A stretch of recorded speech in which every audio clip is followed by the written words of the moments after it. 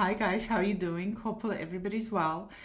I wanted to do a video today and talk about the nature of the language of terror because it's something that really tends to fascinate me in a sense that, this is definitely a way of communicating with us, right? Whether it's communicating through divining through some other forces or through getting in touch with your unconscious or through getting in touch with your consciousness. It is definitely in so many ways a resource, a tool, if you will, that enables us to have a communication with this. And as a communicative tool, it oftentimes is very, very literal, meaning can be very verbal. It can mean exactly what it depicts to mean to a T. And then sometimes the language is very elusive and very pre-verbal, almost as if somebody doesn't really have capacity to put the words together. Other times the language is very symbolic, meaning you look at the image and it's not even so much literally what it means, but the symbolism of transformation that it implies. Which one is it? And this is, I think, the mystery and the fascination of a tarot, is because it has so many different ways of communicating with us. And at the same time, when we do tarot readings, I think to a larger extent, personally, we somehow tend to wing it when it comes to interpretation. Because how do you know which language it's using? How do you know whether it is being literal with you? How do you know whether it is being symbolic with you? How do you know if the cards are being non-verbal with you? You don't. So a lot of times we just simply find the one that tends to feel the most fitting, right? And this is where my fascination with this lies, because over the time as a tarot reader, I keep finding nuances with it. I keep finding a different way it tends to like to communicate. I tend to find different ways of learning how it speaks. And yet, every time I read with it, I'm still lost within the landscape of its own language and within the landscape of its own communication. And I think that the positive and negative to tarot cards, and to a larger extent, I think we can say that applying very traditional set of meanings also limits it. Let me give you an example. So I'll do the death card first, because I have three cards that I want to do examples on. So death card, right? Traditional meaning is transformation. Something is coming to an end. Seldom it is death. I have had this card in a tarot reading when my pug Freud was ill, and I did a card. We were taking him to specialist, and I did one card draw what would be the outcome of taking him to specialist, and I got this card. I didn't realize at the time it was so literal because unfortunately he did pass away, but it was very, very literal. It did not. I took it, of course, at the time as something transformative is going to happen. Maybe a new chapter is going to turn around. Maybe all this pain is coming to an end. Of course, I saw in a card what I wanted to see at the time. And this is the beauty about the language. We don't really know until time has lapsed and you're able to go back to your readings. This is why keeping journal is so essential. And you're able to go back to your readings to be able to see what you documented and to be able to observe how they unfolded. This is one of the biggest benefits of keeping a journal. So at that time, it was very, very literal. The cards were using a very literal meaning of death, period. There were times, plenty of times when I pulled this card, when it simply just means things coming to an end. Nothing transformative, just things coming to an end. Another thing that's really interesting about reading the language of tarot is the position of the cards, because, like I said, it's not the pictorial representation that can be literal or not literal or can be symbolic, but a lot of times it's also the position the cards tend to like to fall in. Because to me, the cards are living beings, living entities, living whatever you want. To me, they're alive, and they choose to fall in a particular parts. And where they choose to fall is also their way of telling you something about the nature of the question, the nature of the situation, the nature of the outcome of the situation. And that's another fascinating thing to really pay attention to. So this card also, depending where it likes to come in. I did a reading on my mom got diagnosed with COVID, unfortunately, even though she was vaccinated. She had vaccine, but she still got sick. And I went to take care of her. She was really not doing well. I had to take her actually to emergency room. So I did a reading on her health, which I never do, but this is how anxious I was. This card came first, followed by 2 positive cards. Because it came first, in the first position, it told me that whatever I worry about, literally worrying about my mom potentially dying, is because it's coming in first, is that's not the ending. It's not an end position. Whatever you worry about is not really coming through. Turned out my mom is completely fine. She's okay. Fortunately, she recovered. So it's fascinating to pay attention, right, to where's the fall on the table.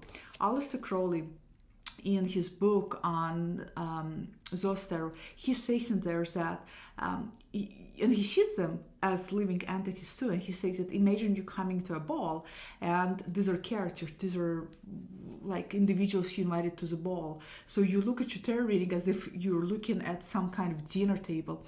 Who is sitting next to whom? How will they talk when they're sitting in those positions? And he gives this great example of what happens when a pope sitting next to, I forget which one he had an example, but let's say hypothetically, what happens when a pope is sitting next to justice? What kind of conversation will a pope and justice have? So you're starting to really imagine the dialects, the polarities will take, the dialects their symbolic nature will take. So when doing the spread, this is a good way to learn the language of the cards by paying attention who is sitting next to whom, even with the minor cards. When you pull minor card next to major card, we're talking about something that is much more bigger force sitting next to something that's mundane. Which one is trying to teach which card what? So it starts to be really fascinating when we start to investigate the cards from that point of view. But the language in of itself, symbolic or otherwise, it's very elusive, right? And learning it is very difficult. 4 of Cups, for example. 4 of Cups can mean, in this case, you can go after the keyword, luxury, right? Luxury of what? Luxury of emotions. This is also Cancer, Moon and Cancer. So one can say that maybe you're going to be overflowing with emotions stemming from your unconscious, because Moon is often symbolizes the unconscious. So now it's completely different meanings. Then you can look at this card and you can say that you're going to be something of, I often get this card actually when something that I enjoyed, something that gave me luxury and joy and pleasure, especially luxury in a short sense lived, coming to an end. So this card is almost a warning that whatever it is you were enjoying was not meant to be long term. It doesn't have longevity attached to it. So it's fascinating because you have completely different set of meanings. When you do a tarot readings, how do you know which one to really assign to it? And that's what I mean is that the language of tarot is tend to be so elusive, and a lot of times we actually do wing it. We absolutely do. We just kind of go with whatever comes in first, and maybe that's where the strong intuition come into play. And sometimes we have to really assess the situation and the position, also taking into the consideration the context of the equation. Same thing with the Moon card, right? Look at the language of the Moon card. There's so many things that Moon card tries to communicate. Illusions, something that's being deceptive. It could communicate that you're going to have a very dreamy night and full of dreams. It could communicate that something is going to be illuminated because Moon tends to illuminate. It can communicate that you'll get in touch with your feminine side because the Moon is feminine. Again, so many things. And the language of tarot is spread out and has such wide breadth and such incredible depth to it that this is a fascinating aspect of it. We're constantly learning it and knowing when the language is being very literal with us, literally meaning death, or when it is being very, very symbolic with us, as in this case, something is going to be very deceptive or something is going to be illuminated, is very hard to tell, right? How do we tell it? How do you pinpoint it? That's what I want to know. When you read tarot, how do you know when it is being literal with you, when it is being non-literal, when it's being like a little toddler trying to put the words together? Because I think that it's tough. Whoever communicates with us via these cards. And what I mean by whoever is, I come with the belief that with those cards out there and something happens, right? Something happens between us, there's cards, and in between that, one can say liminal space, something transpires. And that something that transpires is something that we cannot see or touch or sense with our senses. So whatever it is in between is using, I'm assuming, this is my assumption, is using this pictorial language to talk to us. And I always wonder what's on that, the things that energetic, whatever, what's on its mind when it's communicating with me. How does it get frustrated? I always wonder when I do tarot spread and I'm looking at the cards and I'm thinking, oh, this is like with Freud, oh, this is transformation, things are going to get around, turn around, he's going to be okay. I wonder if whatever force is communicated to me is that, no, your dog is going to die, get ready, get prepared for his death. I wonder if whatever pulled that card to help me get an answer is sitting there pulling its hair, saying, oh my God, goddamn humans. They always see what they want to see. They always read what they want to read in the card. So I'm curious to know, how do you see language of tarot? Comment, let me know. Let's talk. How do you see communication happening between them? Do you ever analyze your reading, what you pulled over a long-term period of time? Do you ever analyze what happens? Do you ever analyze what kind of communication happened? Especially when you're stuck. What do you do when you're stuck? What kind of bag of tricks do you pull from? So comment on unlisted video. By the way, if you're new to the videos and you want to watch all the other unlisted videos, there is archive a library. The link is in a newsletter, so you can click on it and you can see the other videos.